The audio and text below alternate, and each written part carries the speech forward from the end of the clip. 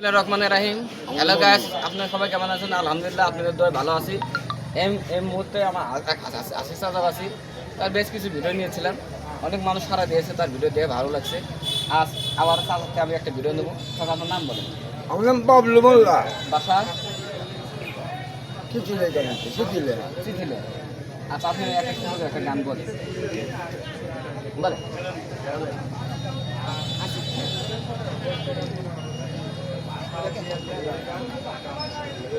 গান বলেন। কাকা গান করবেন না ক্যারাটি করবেন? গান বলে কোনা আমি কম বুঝি